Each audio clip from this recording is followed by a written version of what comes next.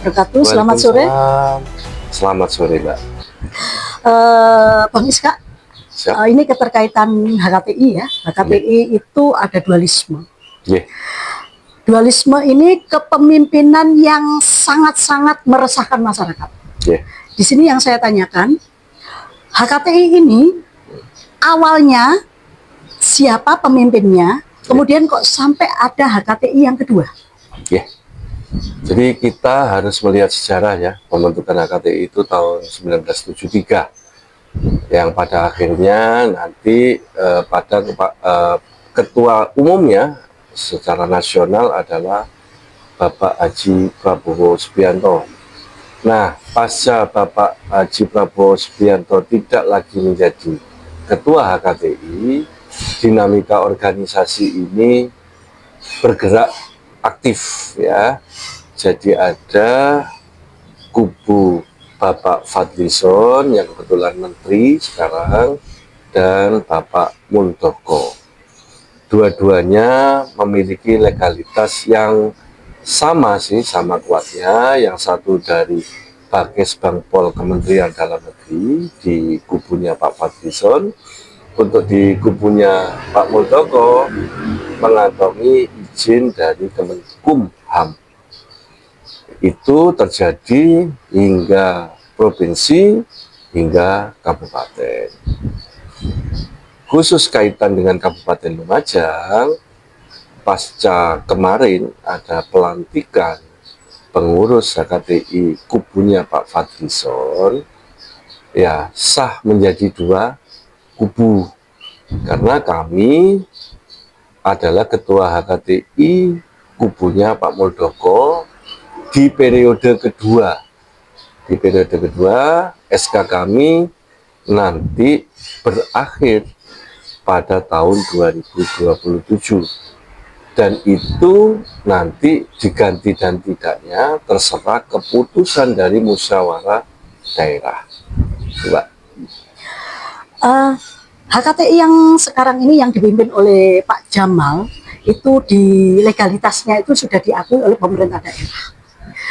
HKTI yang dipimpin oleh jenengan, kenapa waktu itu kok tidak ada pengundangan secara resmi? Padahal tidak ada munas, tidak ada muscap, dan tidak ada musda. Bagaimana menurut jenengan? Kami pelantikannya dulu Mbak di Gedung Gerahadi. Jadi di kabupaten memang tidak ada pelantikan secara khusus. Cuman SK kami sudah kami aturkan ke dinas terkait. Kalau untuk yang kubunya Mas Jamal, saya tidak bisa komentar ya. Jadi musda, munas dan lain sebagainya kami tidak paham tentang hal itu. Karena secara organisasi memang kubunya berbeda, pasti anggaran dasar dan rumah tangganya juga berbeda. Selama ini kami sebetulnya juga mendapatkan mandat ini dari pendahulu kami. Pendahulu kami namanya juga kebetulan sama-sama Jamalnya juga, tapi dari Gedung Jajang. Nah, ada musda waktu itu digelar di kafenya Gus Mama ini yang di depannya di sebelahnya Man itu kami terpilih waktu itu, dan musda kedua 3 tahun yang lalu kami kebetulan masih dipercaya untuk menjadi ketua HKTI Kabupaten Lumajang dan pelantikan serentaknya di Gerahadi. Dua-duanya itu mencantumkan bahwa penasehat itu sama-sama Forpimda. Jadi baik Bu Gubernur atau Bu Bupati yang ada di sini, di dua-duanya memang masuk kepada Dewan Penasehat. HKTI sekarang yang dipimpin jenengan merupakan HKTI yang resmi dan sah. Karena menurut jenengan ada musda dan lain sebagainya. Tetapi HKTI yang dipimpin oleh Mas Jamal tidak ada musda tetapi langsung pelantikan oleh bupati. Bagaimana Anda menyikapi hal tersebut?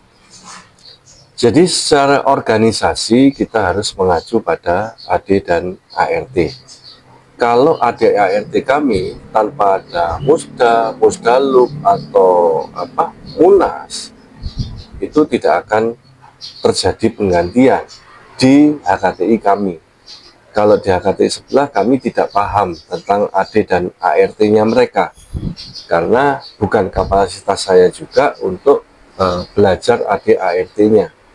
Jadi organisasi sifatnya itu juga ada yang berdasarkan penunjukan, itu juga ada. Ada juga yang harus melewati yang seperti saya omongkan tadi, musyawarah daerah dengan mengundang perwakilan masing-masing kecamatan. Nah, proses inilah yang biasanya kami lakukan di HKTI kami. Dan proses penyusunan pengurus pun juga melewati tahapan itu. Jadi ada keterwakilan tiap-tiap kecamatan dan keterwakilan perempuan, gitu Mbak. Tidak ada niatan untuk berkolaborasi, bersinergisitas dengan HKTI kubu dari Mas Jamal ini. Jadi kami secara etika organisasi ikut kepada DPD dan DPP. Jika DPP dan DPD menginstruksikan kami untuk berkolaborasi, ya kami akan patuh pada aturan organisasi. Tapi secara pribadi, secara kelembagaan di kabupaten, kami tidak punya kewenangan untuk itu. Sinergi dengan pemerintah daerah tetap kita lakukan, kolaborasi dengan TNI Polri kita tetap bergerak. Nah, terserah masyarakat yang menilai bagaimana. Kami tidak akan mempengaruhi masyarakat, tidak akan istilahnya membentur-benturkan masyarakat dengan kepentingan organisasi yang sama-sama punya legal standing sendiri-sendiri.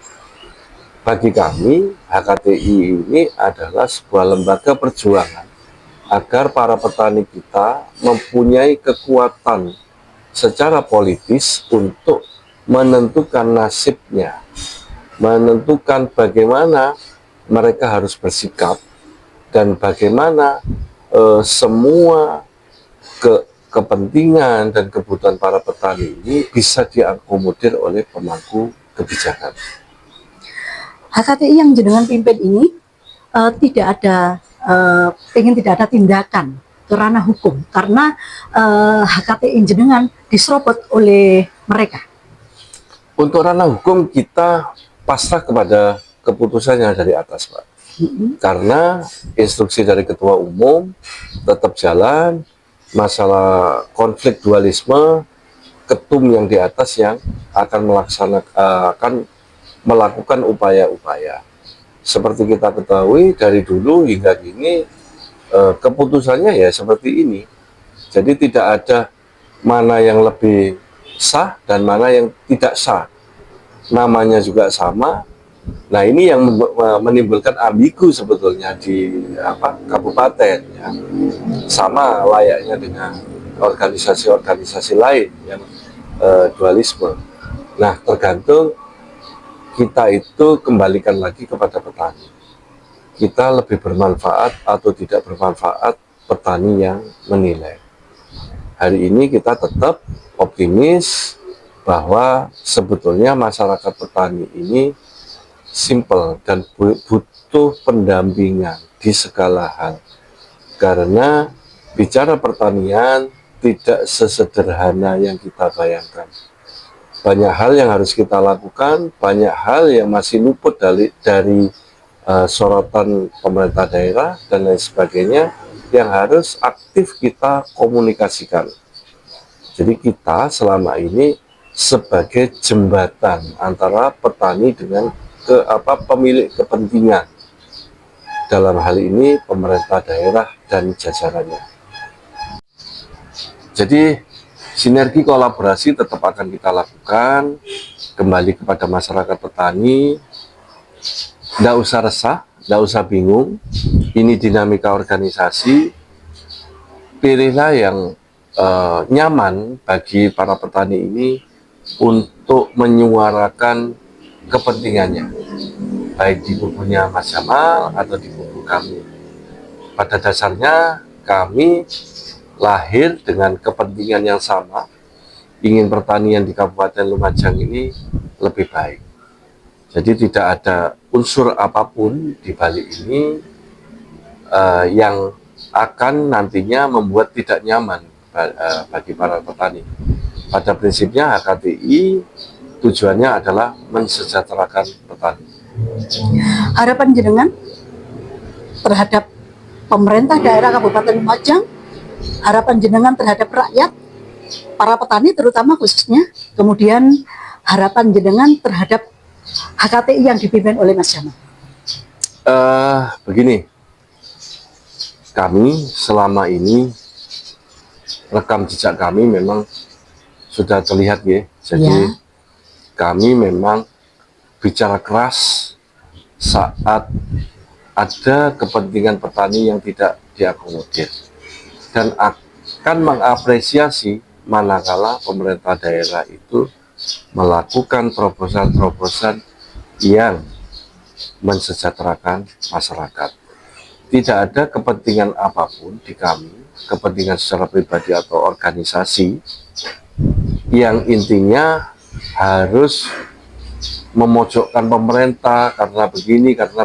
Tidak, kami tetap di tengah. Kalau memang pemerintah itu sudah merespon apa yang menjadi keinginan petani, ya sudah, kami akan membantu mensosialisasikan hal tersebut. Kalaupun kami berteriak, berarti itu ada sesuatu yang kurang pas. Pada HKTI kubunya Pak Fadlizon, dalam hal ini dipimpin oleh Mas Jamal, monggo lakukan yang terbaik bagi petani. Karena petani itu adalah orang-orang yang harus kita perjuangkan. Jangan sampai salah memperjuangkan kepentingan petani yang akhirnya nanti para petani itu merasa tidak nyaman. Itu saja. Kolaborasi di lapangan, ya monggo, kita kan tidak bermusuhan. Kita tidak bermusuhan karena dinamika organisasi seperti itu. Jadi ambil peran masing-masing tanpa harus mengklaim, tanpa harus menjatuhkan saya lebih legal dan tidak. Monggo, kinerja kita ditunggu petani. Ayo, mari sama-sama menunjukkan kinerja masing-masing dengan cara profesional tanpa ada kepentingan apapun. Saya rasa itu. Terima kasih. Terima kasih. Selamat siang. Selamat siang.